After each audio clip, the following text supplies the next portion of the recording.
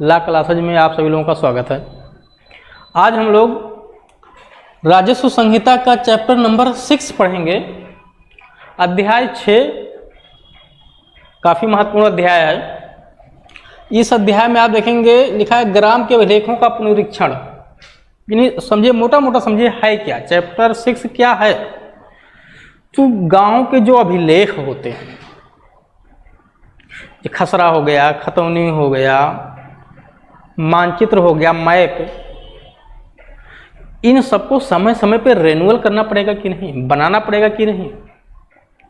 तो अधिकार अभिलेख हो गया जिसको खतौनी कहते हैं, नकल कहते हैं, खसरा हो गया, और मैप जिसको नक्शा कहते हैं, सजरा संख्या भी कहते हैं इसको।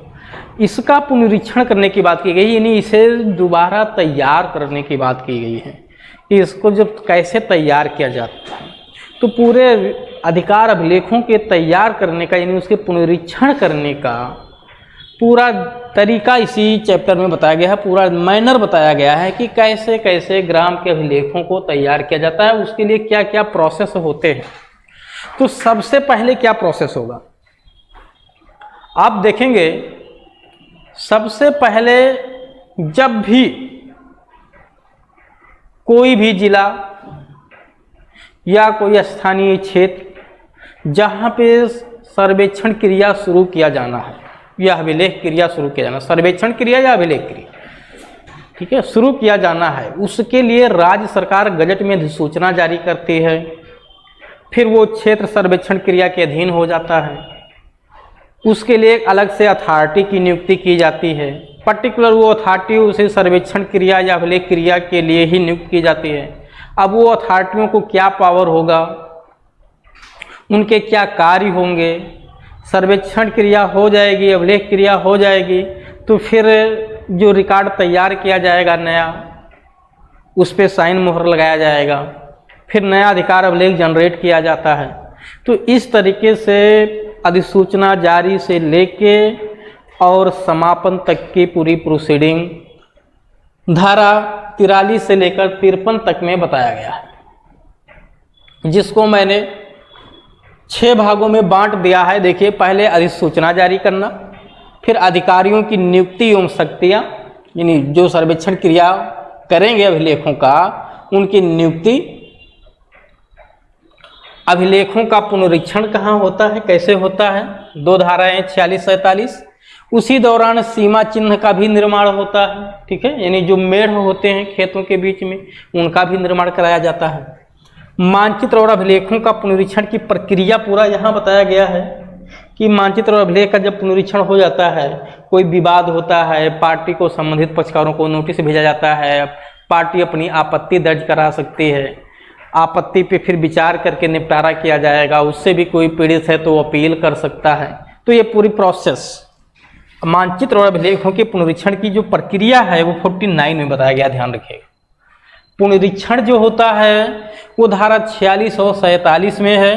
देखिए, अभिलेख क्रिया के दौरान अभिलेखों का पुनरीक्षण और सर्वेक्षण क्रिया के दौरान, यानी अभिलेख क्रिया के दौरान सर्वेक्षण क्रिया, सर्वेक्षण का मतलब जब पड़ताल हो रहा होता है, उसका मैप बनाया जाता है, तो उसको कहते हैं सर्वेक्षण क्रिया के दौरान।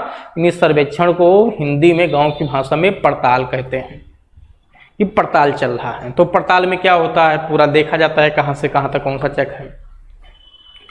तो अभिलेख क्रिया के दौरान या सर्वेक्षण क्रिया के दौरान जो पुनरीक्षण किया जाता है अभिलेखों का, वो पुनरीक्षण धारा 46 और 47 में है। लेकिन पुनरीक्षण की जो प्रक्रिया होती है, पूरा स्टेप बाय स्टेप, वो प्रक्रिया यहाँ नहीं बताया गया है। प्रक्रिया बताया गया है 49 में, ध्यान दीजिएगा, 49 में बताया गया है प्रक्रिया।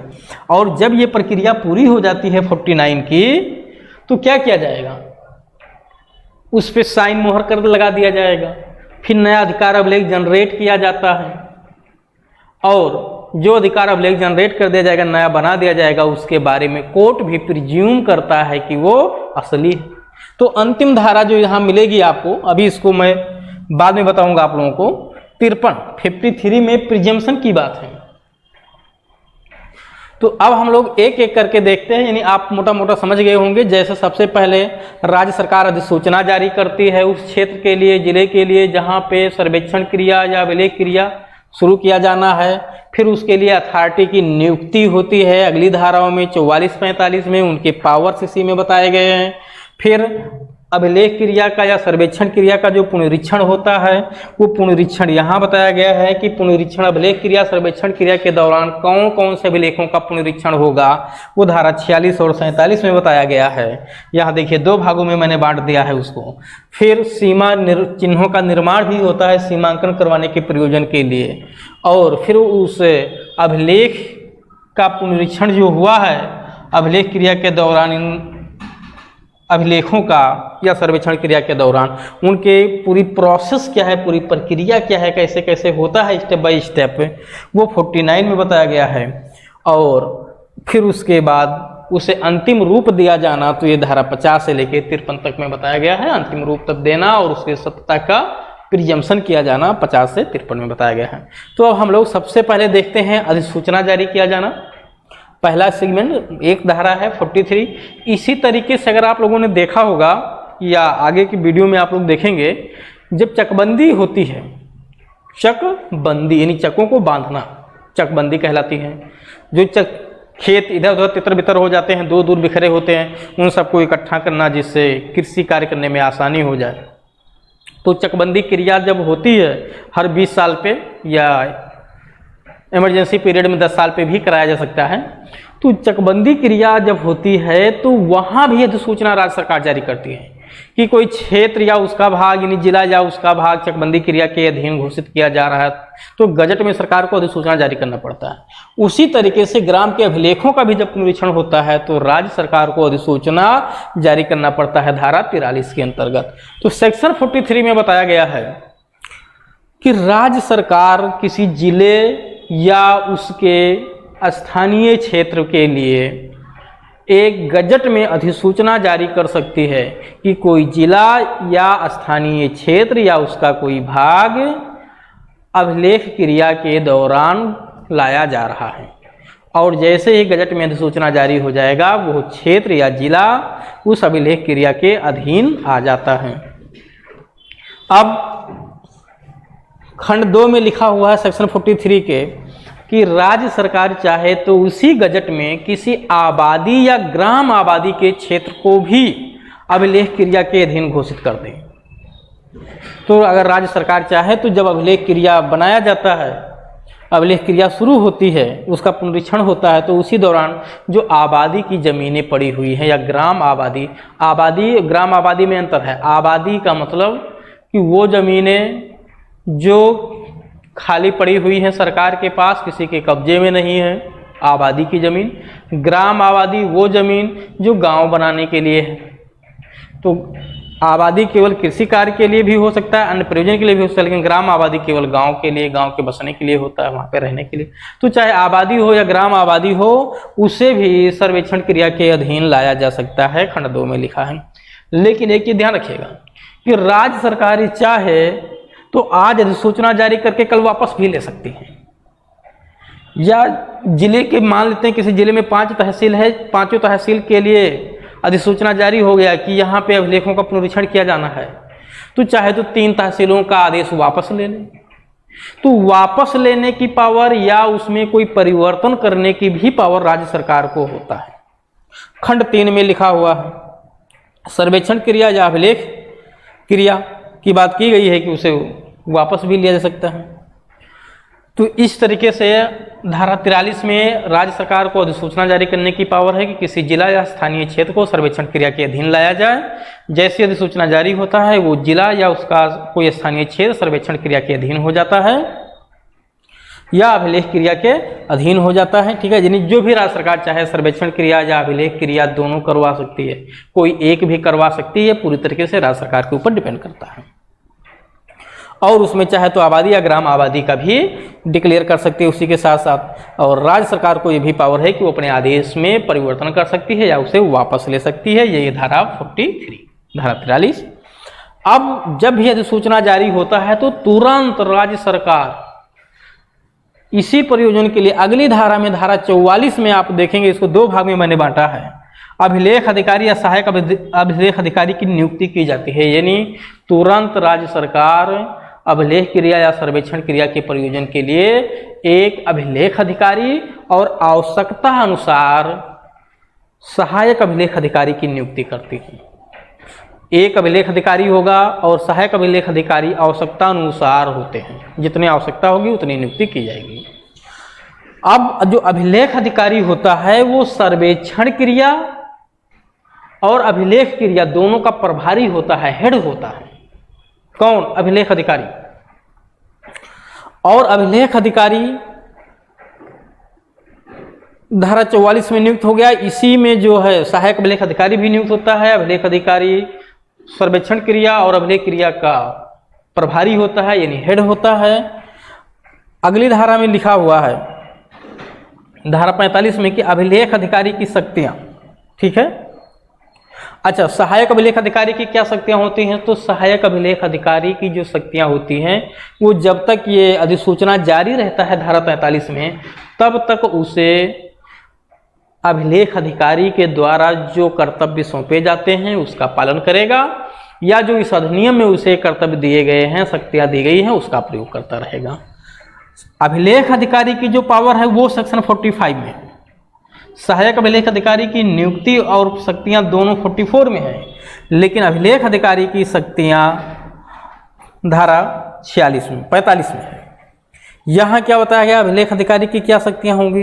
तो सीधे सीधे यहाँ कोई शक्ति नहीं लिखी हुई है, बल्कि धारा 23 से 26 जो सीमा चिन्ह से संबंधित विवाद होते हैं उसमें जो तहसीलदार को पावर दिया गया है, वहाँ पे वही पावर यहाँ पे अभिलेख अधिकारी को भी दिया गया है कि अभिलेख अधिकारी अब सर्वेक्षण क्रिया या अभिलेख क्रिया के दौरान धारा 23 से 26 में वर्णित शक्तियों का प्रयोग और कर्तव्यों का निष्पादन कर सकता है।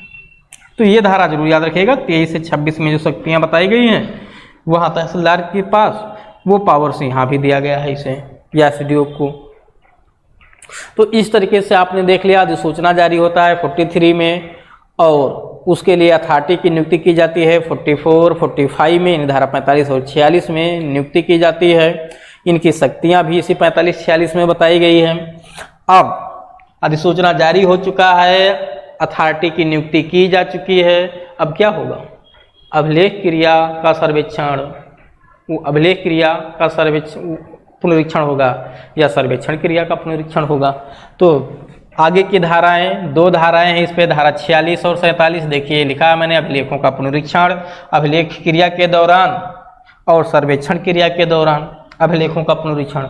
तो अभिलेख क्रिया के दौरान यानी जब अभिलेख बनाए जा रहे हों उस समय पुनरीक्षण, और जब पड़ताल किया जा रहा हो यानी सर्वेक्षण किया जा रहा हो जिसको सर्वे कहते हैं, तो उस समय पुनरीक्षण। तो धारा 47, 46 और 47, ये 47 हो गया। तो अभिलेख क्रिया के दौरान ध्यान दीजिएगा, अभिलेख क्रिया के दौरान जब कोई जिला या स्थानीय क्षेत्र का पुनरीक्षण हो रहा होता है, ठीक है, उसको सर्वेक्षण अभिलेख क्रिया के दौरान जिला या स्थानीय क्षेत्र का पुनरीक्षण किया जाता है, तो वहाँ की जो खसरा है, अभिलेख अधिकारी को ही पावर होता है कि अभिलेख अधिकारी किसी जिले या स्थानीय क्षेत्र के खसरा, खतौनी और आबादी का अभिलेख का पुनरीक्षण कराए। किसका किसका? खसरा, खतौनी और आबादी, ठीक है। ये आबादी ग्राम आबादी भी हो सकती है, केवल आबादी की भी अभिलेख हो सकता है। तो ये 3 रिकॉर्ड यहाँ पे हैं, ध्यान दीजिएगा। 46 में अभिलेख क्रिया के दौरान अभिलेख अधिकारी 3 अभिलेखों का पुनरीक्षण करवाता है। 3 कौन कौन से हैं? खसरा, खतौनी और आबादी या ग्राम आबादी के अभिलेख। लेकिन जब वही सर्वेक्षण क्रिया शुरू होता है तो सर्वेक्षण क्रिया के दौरान 4 अभिलेख हो जाते हैं। एक मानचित्र तैयार करवाएगा अभिलेख अधिकारी, तो अभिलेख अधिकारी मानचित्र तैयार करवाएगा, खसरा तैयार करवाएगा, खतौनी तैयार करवाएगा और आबादी या ग्राम आबादी के अभिलेख का पुनरीक्षण करवाएगा। तो अंतर क्या है दोनों में कि अभिलेख क्रिया के दौरान केवल 3 अभिलेखों का पुनरीक्षण करवाता है अभिलेख अधिकारी, और सर्वेक्षण क्रिया के दौरान 4 अभिलेखों का पुनरीक्षण करवाता है अभिलेख अधिकारी। ठीक, कौन सा एक एक्स्ट्रा हो जाता है? मानचित्र, ठीक है, मैप वहाँ का बढ़ जाता है। अब इसकी पूरी प्रोसेस क्या होती है, ध्यान दीजिएगा, प्रोसेस क्या होगी, पूरी प्रक्रिया क्या होगी, वो धारा 49 में बताया गया कि इसका पूरा प्रोसेस क्या होगा। ठीक है, तो इसको हम लोग प्रोसेस को थोड़ा सा होल्ड करते हैं, अभी सीमा चिन्ह को देख लेते हैं। ठीक है, सीमा चिन्ह को देख लेते हैं, ये निपट जाए फिर इसको देखते हैं क्या प्रोसेस होगा। तो धारा 48 में उसी दौरान जब अभिलेख क्रिया या सर्वेक्षण क्रिया का पुनरीक्षण चल रहा होता है तो सीमा चिन्ह का निर्माण की बात की गई है कि तहसीलदार को पावर दिया गया। सीमा चिन्ह के निर्माण के बारे में अथॉरिटी सूचित करती है। ठीक है, अथॉरिटी किसको सूचित करती है? जो ग्राम पंचायत होती है या ग्राम पंचायत के अलावा जो जोतदार होते हैं यानी खातेदार, तो ग्राम पंचायत या जोतदार को इस बात की सूचना दी जाती है कि अभिलेख क्रिया या सर्वेक्षण क्रिया के प्रयोजन के लिए सीमा का सीमांकन करना जरूरी है। इस नाते आप 15 दिन का टाइम दिया जाता है कि सूचना की तारीख से 15 दिन के भीतर सीमा चिन्ह तैयार किया जाए। किस प्रयोजन के लिए? सीमांकन के लिए, जिससे वहां पे निशान लगाया जा सके। तो सीमा चिन्ह तैयार होने का मतलब क्या है कि ग्राम पंचायत या जोतदार क्या तैयार करेगा? तो जो मेढ़ होते हैं, खेत के बीच में जो मेढ़ बने होते हैं, उस मेढ़ को तैयार करने की जिम्मेदारी ग्राम पंचायत और जोतदार की होती है। जोतदार का मतलब जिसका खेत है वहां पे। कौन करवाता है? अथॉरिटी। यहाँ पे धारा 48 में अगर 15 दिन के भीतर नहीं किया जाता है, करने में व्यतिक्रम हो जाते हैं, तो अथॉरिटी स्वयं करवा सकती है और उसका जो खर्चा आएगा सीमा चिन्ह का निर्माण करने में, वो खर्चा इसी ग्राम पंचायत या स्थानीय प्राधिकारी, वो ग्राम पंचायत या जोतदार से ही वसूला जाता है। तो ये धारा 48 हो गया। ठीक है, सीमा चिन्ह का निर्माण धारा 48 में होता है। ये सीमा चिन्ह का निर्माण, ध्यान रखिएगा, ये सीमा चिन्ह का निर्माण अध्याय 6 में जब अभिलेखों के पुनरीक्षण की प्रक्रिया चल रही होती है तब होता है। अब इसके अलावा हम लोग पढ़ेंगे मानचित्र और अभिलेखों का पुनरीक्षण की प्रक्रिया। तो ये पुनरीक्षण की प्रक्रिया आप सेक्शन 49 में बताया गया है, धारा 49 में बताया गया है कि पुनरीक्षण की प्रक्रिया क्या होगी। तो इस पुनरीक्षण की प्रक्रिया में आप देखेंगे कई सारे क्लाज लिखे हुए हैं धारा 49 में, कई सारे क्लाज लिखे हुए हैं धारा 49 में, जिसमें सबसे पहले आप देखेंगे तो यहाँ लिखा हुआ है कि मानचित्र और अभिलेख के पुनरीक्षण के लिए अभिलेख अधिकारी क्या करता है कि अगर कोई गलती वगैरह हुई है, अभिलेखों में कोई गलती वगैरह हो गई है, त्रुटि हो गई है, लोप हो गया है, तो उसे सुधार करेगा। और धारा 49 के खंड 2 से लेके 8 के उपबंधों के अधीन रहते हुए, धारा 49 के खंड 2 से 8 के उपबंधों के अधीन रहते हुए विहित रीत से अभिलेखों का सर्वेक्षण, मानचित्रों का सुधार, खेतवार पड़ताल और अभिलेखों का पुनरीक्षण एवं सत्यापन कराएगा। तो अभिलेखों का पुनरीक्षण और सत्यापन करवाएगा कौन? अभिलेख अधिकारी। अब जब ये सत्यापन हो जाता है तो आप देखेंगे सेक्शन 49 में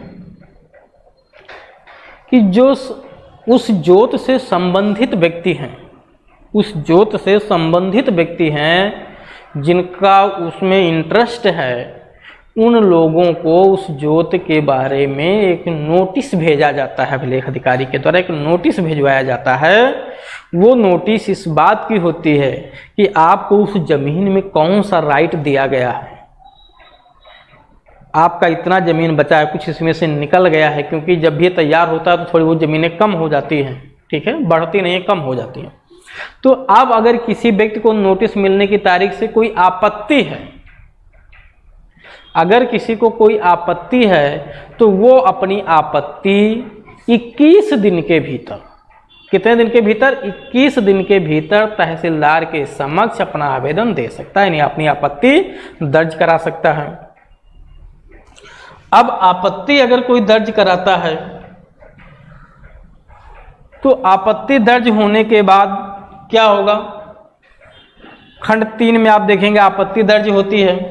आपत्ति दर्ज होने के बाद कोई ऐसा व्यक्ति जिसको नोटिस नहीं दिया गया है लेकिन वो भी उस संपत्ति से इंटरेस्ट है, जो अभिलेख तैयार किए गए हैं, तो खंड 4 और 5 में लिखा हुआ है कि अभिलेख अधिकारी खंड 4 में लिखा हुआ है कि तहसीलदार के द्वारा वादों को सेटल करने से पहले तहसीलदार के समक्ष अन्य संबंधित व्यक्ति भी अपनी आपत्ति दर्ज करा सकता है, या खंड 6 के तहत अभिलेख अधिकारी के द्वारा उसका निपटारा किए जाने से पहले, मामले का निपटारा किए जाने से पहले भी अपनी आपत्ति दर्ज करा सकता है। तो अगर संबंधित व्यक्ति, कोई हितबद्ध व्यक्ति चाहे आपत्ति दर्ज करा रहा हो, चाहे जिस व्यक्ति को नोटिस दिया गया है, जो संबंधित लोग हैं जिनको नोटिस दिया गया है, वो अपनी आपत्ति दर्ज कराए हों खंड 4 में। खंड 5 में आपत्तियों के निस्तारण की बात की गई है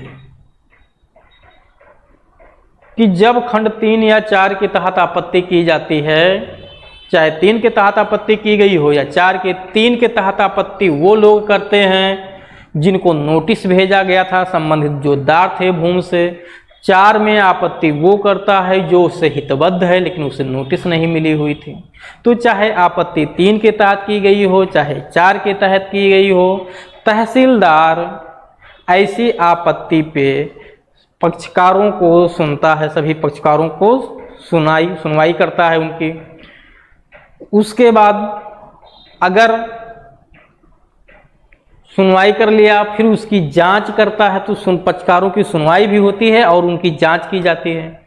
जांच के उपरांत क्या करेगा? अगर कोई गलती या त्रुटि उसमें पाई गई है तो उस गलती या त्रुटि को सुधार देगा, और जो विवाद हैं उन विवादों का निस्तारा पक्षकारों की सहमति के आधार पे करवाएगा और उसी के अनुसार सहमति के आधार पे उसमें निर्णय पारित करेगा। ये बहुत महत्वपूर्ण पॉइंट है, ध्यान रखिएगा खंड 5 में कि जो मामले का निस्तारण होता है वो पक्षकारों की सहमति के आधार पे होता है और उसी सहमति के अनुसरण में ही उस पर निर्णय पारित किया जाता है। अगर तहसीलदार मामले का निपटारा पक्षकारों की सहमति के आधार पर करने में विफल हो जाता है तो खंड 6 लागू होता है वहां पे। ऐसी स्थिति में अभिलेख अधिकारी मामले का निपटारा करेगा। सहायक अभिलेख अधिकारी की बात की गई है खंड 6 में कि सहायक अभिलेख अधिकारी मामले का निपटारा करेगा, और निपटारा करने के दौरान यदि उसे प्रतीत होता है कि उस भूमि पे कब्जा तो राज्य सरकार का या किसी स्थानीय प्राधिकरण का है।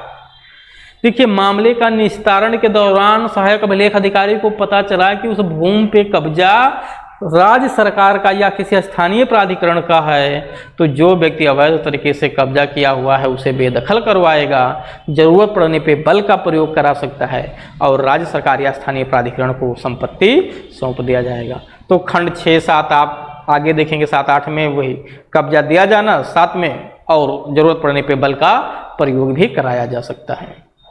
अगर कोई ऐसा भी तो हो सकता है कि कोई इस अथॉरिटी के सहायक अभिलेख अधिकारी के आदेश से पीड़ित भी हो, तो अगर कोई व्यक्ति सहायक अभिलेख अधिकारी के आदेश से पीड़ित है तो वो अभिलेख अधिकारी के यहाँ 30 दिन के भीतर अपील भी कर सकता है। ध्यान रखिएगा, इसी में लास्ट में खंड में लिखा हुआ धारा 49 में कि सहायक अभिलेख अधिकारी के आदेश से अगर आप पीड़ित हैं खंड 6 में, तो आप अभिलेख अधिकारी के समक्ष 30 दिन के भीतर अपील कर सकते हैं। तो इस धारा में आप देखेंगे 2 जगह समय सीमा की बात की गई है। एक तो खंड 3 में समय सीमा की बात की गई है कि कोई भी व्यक्ति अपनी आपत्ति जब उसे संबंधित व्यक्तियों को नोटिस दी जाती है तो 21 दिन के भीतर वो अपनी आपत्ति तहसीलदार के समक्ष दर्ज करा सकते हैं। और एक अपील की समय सीमा लिखी हुई है लास्ट में कि 30 दिन के भीतर आप सहायक अभिलेख अधिकारी के आदेश के खिलाफ अभिलेख अधिकारी के समक्ष अपील कर सकते हैं। तो ये है पूरा प्रोसेस धारा 49 का, स्टेप बाय स्टेप। खंड 7-8 खंड तक इसमें दिए गए हैं। पहले खंड में गलती कोई मिस्टेक हुई है उसे सुधार करेगा अभिलेख अधिकारी, ठीक है, सहायक अभिलेख अधिकारी उसे सुधार करेगा। सुधार करने के पश्चात संबंधित पक्षकारों को, ठीक है, मामले से सुसंगत जो भी प्रोविजन है उसकी सूचना भिजवाएगा। जब सूचना भिजवा दिया जाता है खंड 2 में, अगर किसी को आपत्ति है 21 दिन के भीतर तहसीलदार के समक्ष अपनी आपत्ति दर्ज करा सकता है।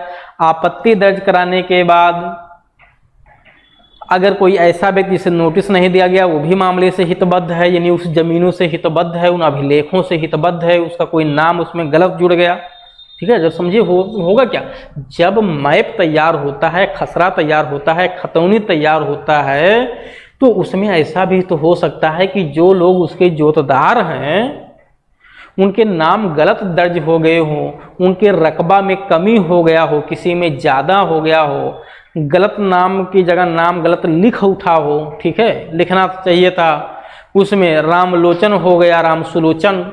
तो इस तरीके से नाम में कोई गलती हो गई है या किसी दूसरे व्यक्ति का नाम दर्ज हो गया, तो ये तमाम तरह की जो गलतियां होती हैं, इस तरह की गलतियों को सुधार करने के लिए ये अवसर दिया जाता है कि संबंधित पक्षकारों को जो उनका भूमियों से हित जुड़ा हुआ है, उन अभिलेखों से हित जुड़ा हुआ है, उन्हें नोटिस भेजा जाए सहायक अभिलेख अधिकारी के द्वारा, और यदि उन्हें कोई आपत्ति है उस पर तो 21 दिन के भीतर वो अपनी आपत्ति तहसीलदार के समक्ष दर्ज करा दे।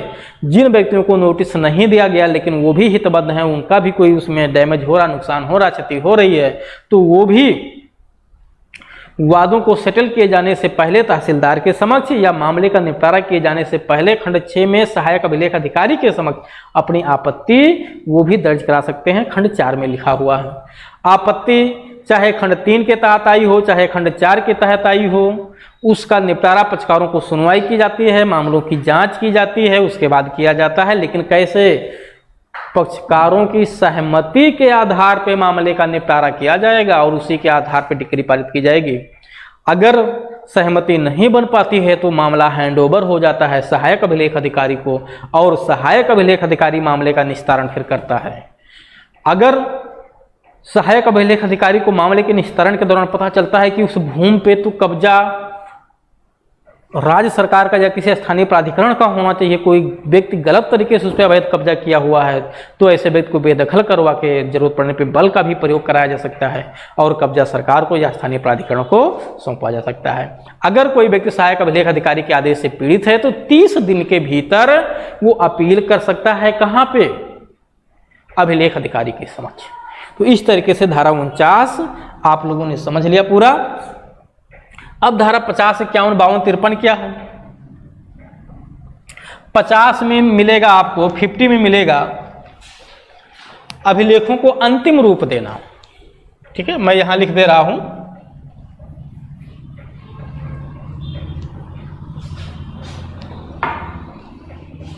अभिलेखों को अंतिम रूप दिया जाता है। धारा 50 में अंतिम रूप देना। ठीक है, जैसे आप लोग देखते होंगे कभी कभी पता चलता है कि मूर्तियों को बनाने में अंतिम रूप दिया जा रहा है। अंतिम रूप का मतलब कि अब लास्ट प्रोसेस चल रहा है, पूरी कार्रवाई लगभग पूरी हो चुकी है, उसमें सारे कार्य कंप्लीट हो गए हैं, बस कुछ लास्ट में बचे हुए हैं, तो अंतिम रूप देना। तो उसी तरीके से यहाँ अभिलेख का अंतिम रूप कौन देता है? सहायक अभिलेख अधिकारी को ये पावर है धारा 50 में कि अंतिम रूप देना। क्या करेगा उसमें? ठीक है, मोहर वगैरह तो लगेगी ना, डॉक्यूमेंट्स जब बनेंगे अभिलेख तो उस पर अथॉरिटियों के मोहर लगते हैं, तो वही अपने नाम से उस पर सब मोहर लगाता है फटाफट। तो वही है अंतिम रूप देना धारा 50 में। और अंतिम रूप दिया जाएगा तो नया अधिकार अभिलेख बन जाता है। नया अधिकार अभिलेख जो तैयार होता है धारा 51 में लिखा हुआ है, नया अधिकार अभिलेख का तैयार किया जाना। और फिर नया अधिकार अभिलेख जब तैयार किया जाता है तो जो संबंधित लोग हैं, जोतदार हैं, उससे जो जोतदार हैं, किसान हैं, उन्हें वो अधिकार अभिलेख अपना नया दे दिया जाता है। समझ आ गया? पुराना वाला उनका बेकार हो जाता है, फिर नया उन्हें आवंटित कर दिया जाता है, नया अधिकार अभिलेख। धारा 52 में मिलेगा आपको धारा 52। 52 में कहा गया है कि कोई ऐसा क्षेत्र, आबादी का क्षेत्र जहाँ पे अभिलेख क्रिया का या सर्वेक्षण क्रिया नहीं हुई है, जहाँ पे अभिलेख क्रिया या सर्वेक्षण क्रिया नहीं हुई है, वहाँ पे पुनरीक्षण कैसे होगा। यानी ऐसे क्षेत्र जिस पे अभिलेख क्रिया सर्वेक्षण क्रिया नहीं हुई है, वहाँ का पुनरीक्षण कैसे किया जाएगा। तो अथॉरिटी को ये पावर दिया गया है धारा 52 में कि ऐसे क्षेत्रों का भी पुनरीक्षण किया जा सकता है, ऐसे अभिलेखों का भी पुनरीक्षण किया जाता है जहाँ पे अभिलेख क्रिया या सर्वेक्षण क्रिया नहीं हुई है, धारा 52 के अंतर्गत। और लास्ट में धारा 53 में मिलेगा कि ये जो अधिकार अभिलेख नए तैयार हो रहे हैं धारा 51 में, इनमें जो बातें लिखी गई हैं वो सत्य लिखी गई हैं, ये प्रिज्यूम किया जाता है, यानी असली होने का प्रिजम्पशन किया जाता है। बात समझ आ गया कि वो असली है, तो ये सेल्फ प्रिज्यूम होता, कोई कंक्लूसिव प्रूफ नहीं है, सेल्फ प्रिज्यूम होता है। जो व्यक्ति कहता है कि उसमें गलत चीजें मेंशन है, साबित करने का भार प्रथम दृष्टया उस पे होता है। तो ये प्रिजम्पशन की धारा याद रखिएगा, धारा 53। तो इस तरीके से हम लोगों ने ग्राम के अभिलेखों का पुनरीक्षण बहुत अच्छे तरीके से समझ लिया। अब आपका अध्याय 7 नेक्स्ट वीडियो में हम लोग देखेंगे।